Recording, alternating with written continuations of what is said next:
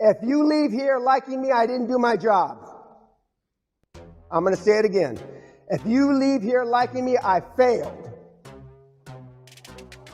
I'm going to insult you, whether you're black, brown, yellow, or pink. Whether you're a Jew, a Muslim, a Catholic, or a Protestant. Whether you're agnostic. I take no prisoners. And as our lovely daughter would say, Kelly Pena, she says, Daddy treats everybody the same, like shit. And why do I treat everybody like shit? And why have I been so fucking successful over these 25 years? Because it works. And the reason you're here, you snowflake, is because nobody treated you like shit. Tough love works. You fucking weenies. Tough love works. I'm the alpha male father you never had.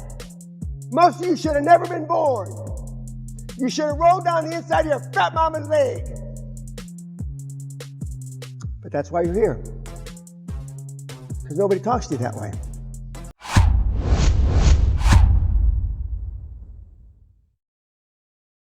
You've been deluded, misguided into thinking going to lectures like this, listening to fucking podcasts, reading fucking books is taking action. Well, that's nothing but fucking procrastination, you weak, weenie cunts. Don't you see it? Don't you get it? I don't understand how kids 30 years old can still live at home. Married, with children, and still live at home. Now, I realize there's some ethnicities that live at home forever. Those aside, do you take turns who's gonna fuck? You fuck on Wednesdays and we fuck on Tuesdays? And what if you're married or you're to a moaner or a screamer? Then what the fuck do? You gotta wait till the parents leave the house? What the fuck? Do you realize how ludicrous on the face of that is? I mean, don't you get it? Most of you don't like the way you look. You're too fat. You're too skinny. Your tits aren't big enough. Your tits are too big. Your ass isn't big enough. Your ass is too big. I don't have a six-pack. I got a six-pack. And I can go on and on and on. Self-esteem is built the first 7 or 8 years of life. Who are you with the first 7 or 8 years of life? Mom, maybe dad, an older brother, sister, a grandparent, right? What the fuck do they know about raising anything? What the fuck do they know about building self-esteem? I rest my case. All you've heard till now is that, a big pile of shit.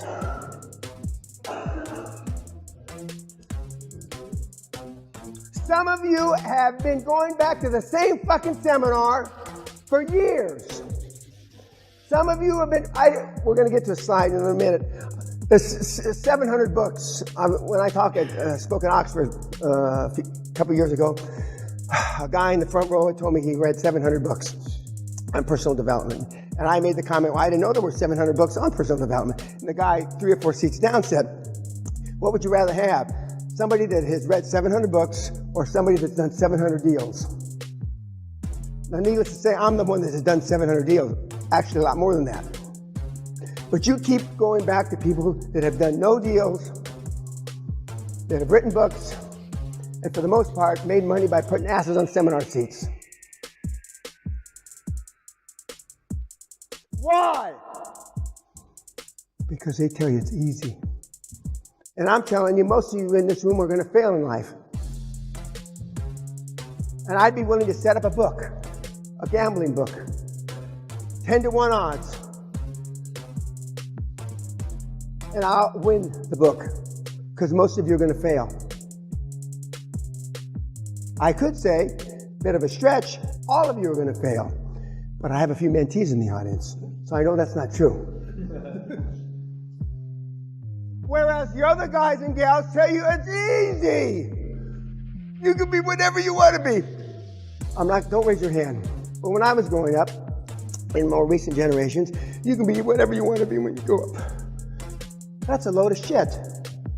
But why do we want to believe it? In this country, unless you went to Oxford or Cambridge, the chances of you being motherfucking prime minister are zero. Or pretty close to zero. Right? In America, unless your name is Clinton, Kennedy, or Bush, the odds of you being president are zero. Or pretty close. But then if you couple the Ivy League schools, they're a little better than zero. But why do we want to believe that?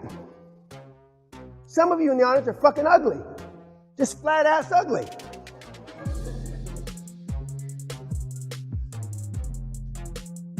And when we were at Krakow University in Poland the year before last, I'm giving a speech just like this, and I say a million. In fact, one of the million a year guys is in the audience.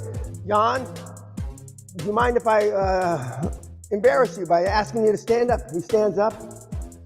He's a student at Krakow University. He made €1 million last year. Yes, I did, Mr. Pena. Not one single student in the fucking audience, not one single student in the audience asked how he made the million or went over and talked to him. Not one single fucking student asked him how he made the million or went over and talked to him. What does that say? Volumes. Just like you read all your books, you don't learn anything. It is one thing to study war and another thing to live like warriors. How many have read books about, I'm not going to ask you how many are in self-defense. I'm not going to ask you how many pills and potions. I'm not going to ask you how many are trying to get a six-pack. I'm not going to ask you those questions. But I will say this. You know why a lot of the guys and gals are into that? Because it's easy. You get a six-pack in the fucking kitchen. It's what you eat.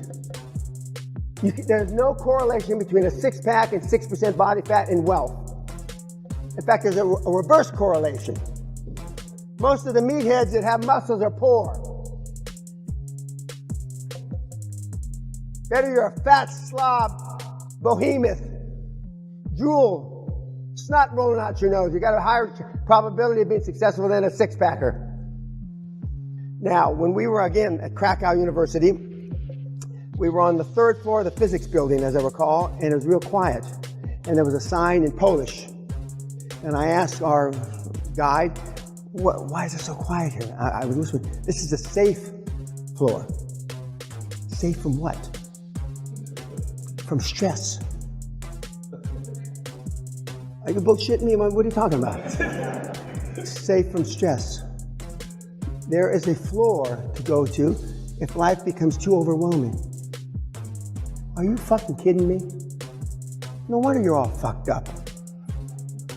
Are you fucking kidding me? In the military now, you can't slap and hit and punch people anymore. Now they pull out a card. If the drill instructor is getting too hostile with them, they pull out a card. It's not like this, but a card. That means, leave me alone. I need safe time. Are you do you think that's what's going to happen when the Taliban come in and they chop your fucking head off? You're going to give them a safe card? Do you realize the rest of the world laughs at us? Do you realize the Russians think we're all faggots? Do you realize most of the Eastern Bloc countries think we're faggots? Because we are! We're an embarrassment to humanity. Most of the problems we have with all the thousands of kids that have come through the program over the years is you have daddy issues in one form or another. Not daddy issues because they molested you, although some of the kids have been sexually abused by their fathers, but I mean daddy issues because they didn't have a man for father. One of my stars of years ago,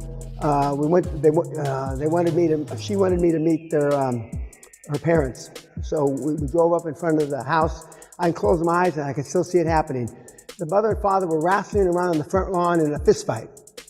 This is the mom and the dad. And the mom's kicking the shit out of the dad. And as we pull up the driveway, they got up and they, oh, Mr. Pena, let's have a barbecue. And so I looked at her and I go, I know what you mean now. Well, most of you have just the opposite. Mother bullies the dad, or the dad bullies the mom, or the dad bullies the kids, beats the kids, What kind of role model is that? In your most formative years, you had either no role model or a poor role model. We have people quit at the seminar, during the seminar. We have a no refund policy. We have people quit the first week, the second week, the third week. Because I'm hard.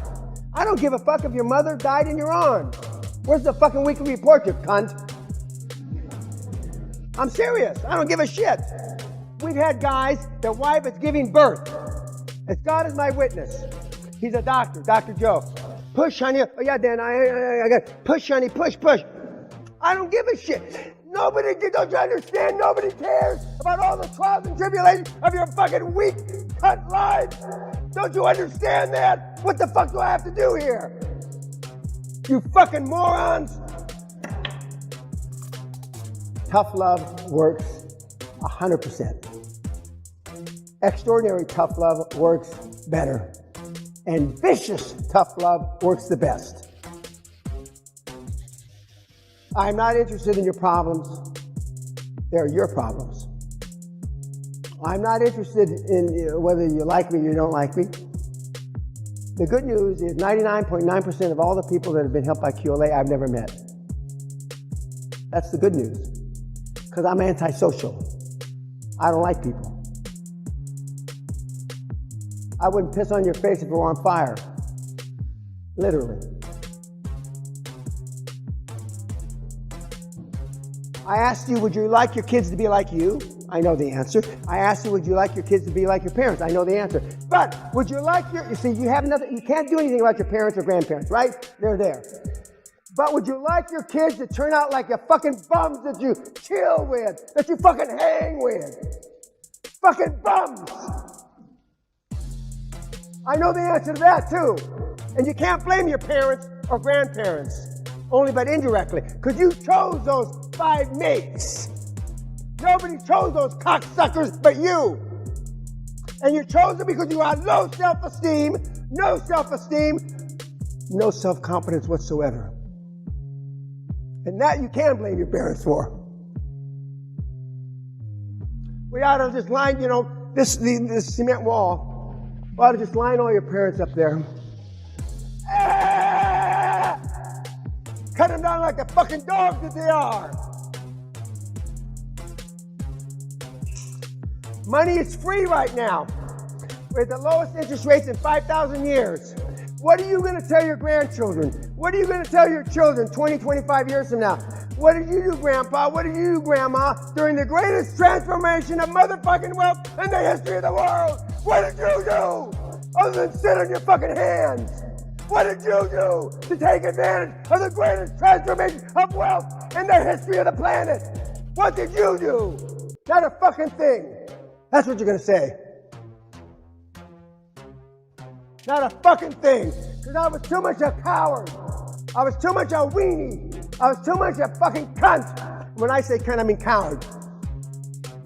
I didn't do anything. And that'll be your regret.